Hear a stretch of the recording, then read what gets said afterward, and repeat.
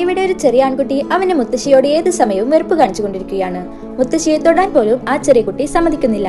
എന്താണെന്നാൽ ഇവന്റെ അമ്മ ജോലി അന്വേഷിച്ച് വേറെ നാട്ടിലേക്ക് പോയതിനാൽ കുറച്ചു ദിവസം ആ കുട്ടിയെ മുത്തശ്ശിയുടെ അടുത്ത് കൊണ്ടുവന്ന് നിർത്തുകയാണ്. എന്നാൽ ആ ഗ്രാമവും മുത്തശ്ശിയെയും ഇഷ്ടമാവാതിരുന്ന ആ കുട്ടി മുത്തശ്ശിയോട് വെറുപ്പ് കാണിക്കുന്നു. എന്നാൽ ദാരിദ്ര്യം കൊണ്ട് കഷ്ടപ്പെട്ടിരുന്ന മുത്തശ്ശി അവരുടെ ചെറുമകനെ സന്തോഷിപ്പിക്കാൻ ശ്രമിക്കുകയാണ്. എന്നാൽ അവരുണ്ടാക്കുന്ന ഭക്ഷണം പോലും കഴിക്കാൻ ആ കുട്ടി തയ്യാറാവുന്നില്ല. അവൻ വരുമ്പോൾ കൊണ്ടുവന്ന പാക്കറ്റ് ഫുഡാണ് എന്നും കഴിക്കുന്നത്.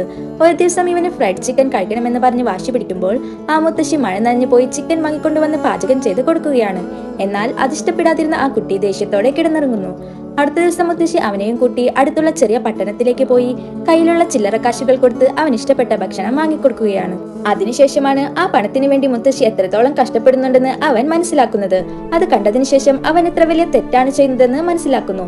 അവിടെ നിന്നും ഇവനെ മാത്രം ബസ്സിൽ കയറ്റിവിട്ട ശേഷം അടുത്ത ബസ്സിൽ വരാമെന്ന് മുത്തശ്ശി പറയുന്നു. കാരണം രണ്ടുപേർക്കുള്ള ബസ് ഫെയർ ഇല്ലാത്തതിനാൽ മുത്തശ്ശി നടന്നായിരുന്നു വീട്ടിലേക്ക് വന്നത്.